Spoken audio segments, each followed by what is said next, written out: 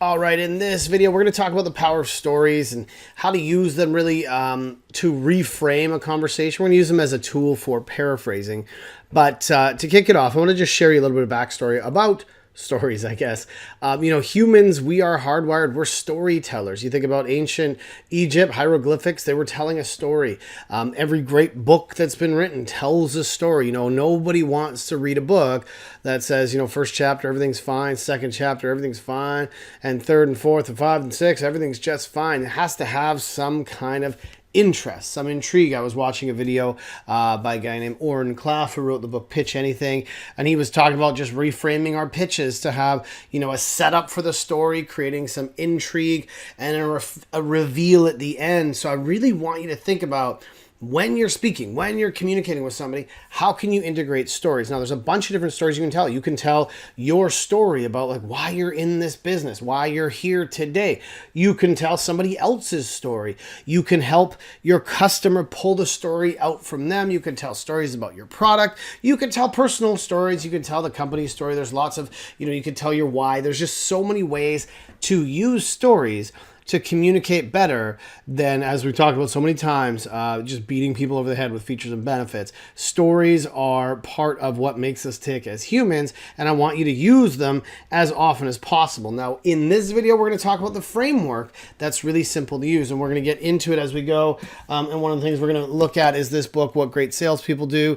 I actually met the guy who wrote this book. Really cool guy, very connected, as a humanist approach to things, and it's something that I think is really valuable to think in terms of stories and to communicate in terms of stories. So let's go into it and get this thing kicked off. Okay, so let's talk about the power of stories. Like I said, we're going to be focusing more on sort of the thought process around storytelling and how you can apply it for reframing conversations. So let's talk. The first thing, stories are here to help build trust. People are always asking this. Do I trust this person, or are they like every other salesperson? So you have to find ways to connect. You have to get them to know, like, and trust you. And storytelling is a really good way to do it. When we are telling stories, here's a couple really cool things that are happening in our brain, or what's happening in the customer's brain. One, neural coupling, which is basically when I'm listening to this story, I'm now becoming like the people in the story. So the more closely you can align your story to the person you're telling it to, the more that neural coupling is going to kick in.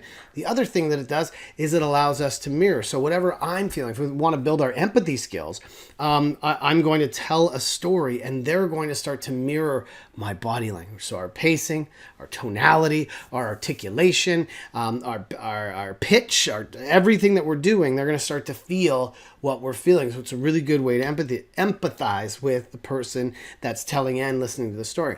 Dopamine. When we're telling a story, we're getting people excited, we start to create some intrigue in their mind.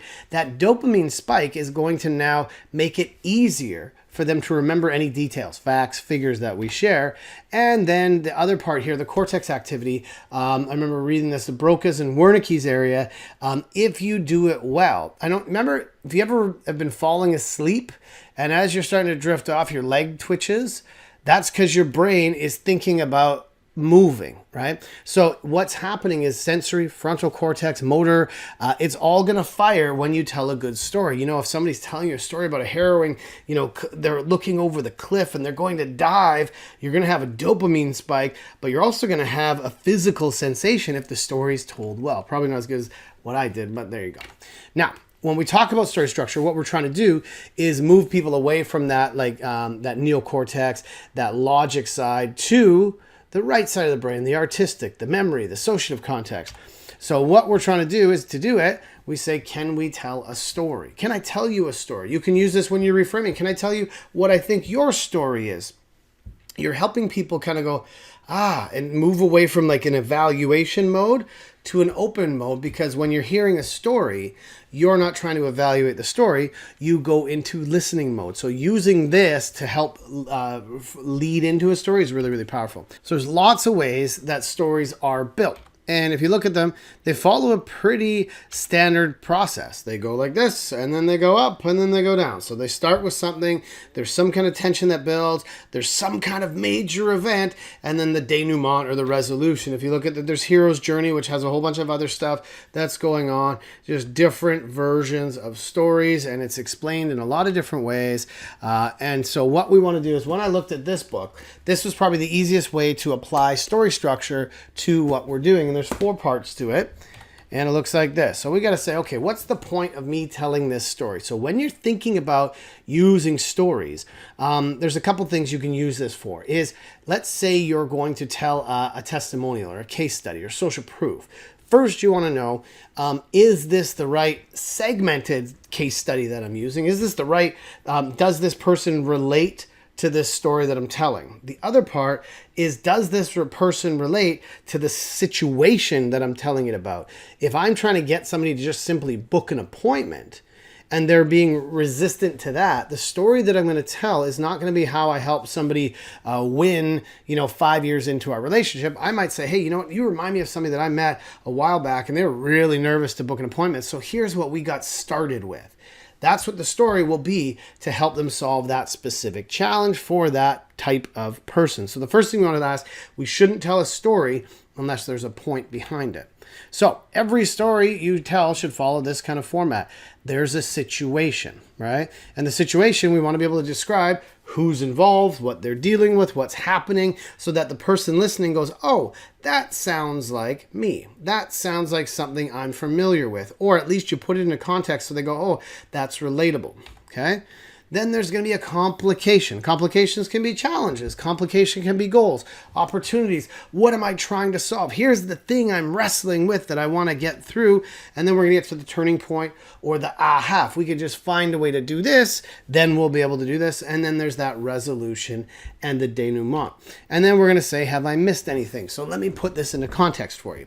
If I am using my conversation roadmap in the loop selling sort of thought process, I'm going to get to a point where I ask them lots of questions. I understand their scenarios. I understand what's going on in their world, their situations. I understand the challenges they're trying to do, the goals that they're trying to get to, the reality they're trying to create, the emotions they're trying to build out, how my offer is going to uniquely sell them or help them solve these problems. I'm going to empathize with them. I'm going to understand how I need to communicate this, and I'm going to have maybe shared some stories with them along the way. Now I'm going to get to a point where I want to reframe my conversation. Okay. And I'm going to say this, I'm going to say to them, can I tell your story back to you real quick in case I have missed anything? And what are they going to say? Sure. So I'm going to say, okay, in your business, let's say I'm selling sales consulting. In your business, it seems like you've got a team that's working really, really well. And you guys have done great over the past year to go from here to here, right? And they go, yeah, and they're nodding along. So we're looking for that nodding along the agreement.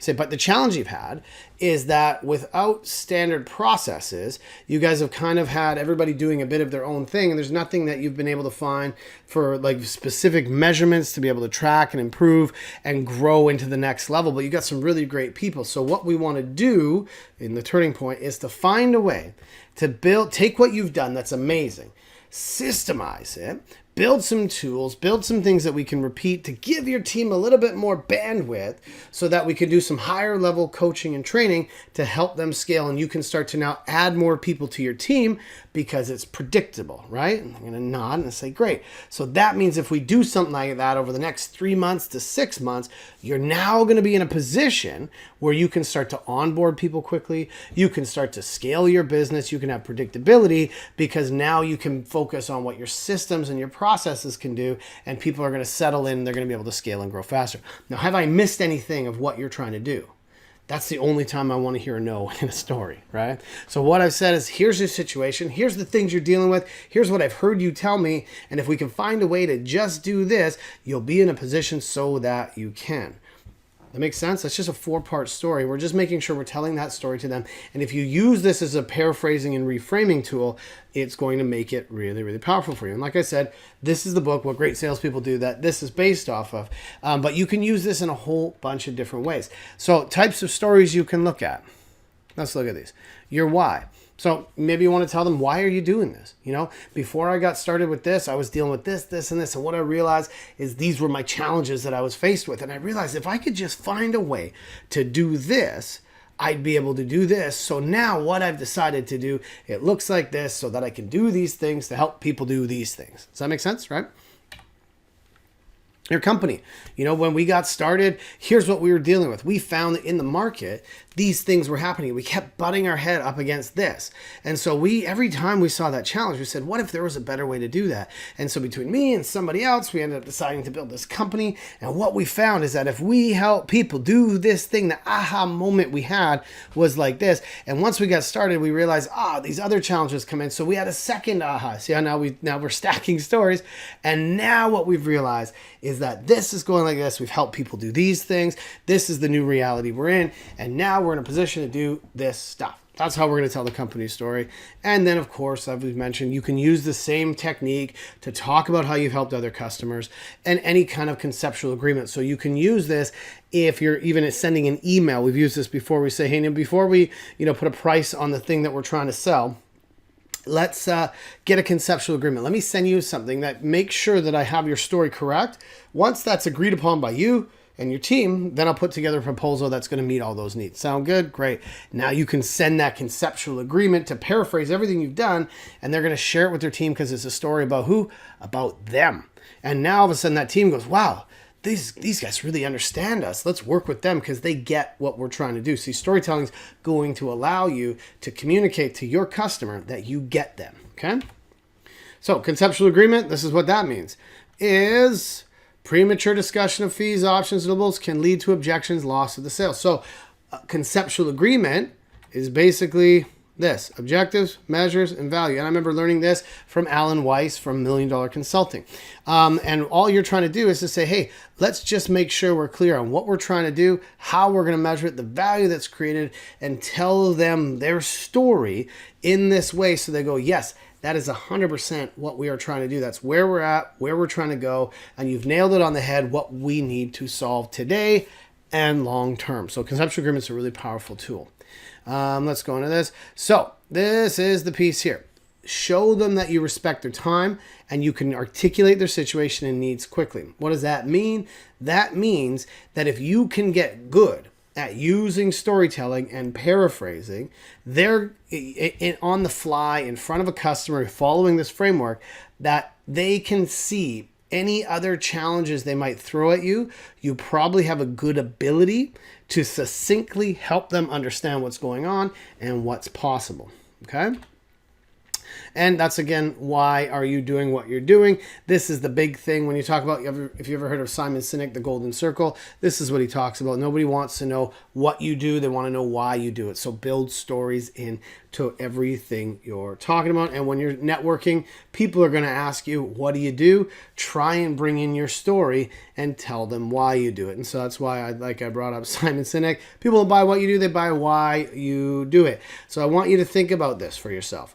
What is your story, right? Help them see why you're doing what you're doing, before, during, and after, right? Show them it's more than a product or price, and be someone they want to share a story with, okay? So let me talk about that. Let's go back up for a sec. When you tell stories and you're thinking about the mirroring and the neural coupling, when you share your story, it shows them that you're somewhat vulnerable. And when you show your vulnerability by sharing stories, you use that vulnerability as a strength. So basically, when you go first, you give them permission to share. In sales, we're trying to get people to answer questions. We're trying to be able to give us permission to ask more questions. So when you use storytelling, when you use emotions, when you use this thought process, you're opening up a dialogue for them to want to share more with you, and now you can connect on shared values. Now, I know the last couple slides here we went through quickly. I really wanted you to focus on this piece here, Okay, I want you to think about these 4 pieces. So when you're talking to someone, when you're going through your roadmap, really remember, what's the situation? Let me really ask enough questions to understand what's going on. Let me ask more of those implication questions to figure out why is it happening, who's involved, what are the bottlenecks, how much time does that cost? Okay, so it sounds like if we can find a way to do this, right? Now we'll be able to do this. I totally get it, which now we're in a position to present our offer, and we're going to ask for commitment. So storytelling is a really, really powerful tool in a lot of different ways. I hope that makes sense for you. And I want you to start to apply this. Just use this 4-part structure before you start to just go through and wing things. And I know for me, I usually am able to do this pretty quickly now because I practice this a lot. Just remember these 4 pieces and hope that helps. Go start telling some stories.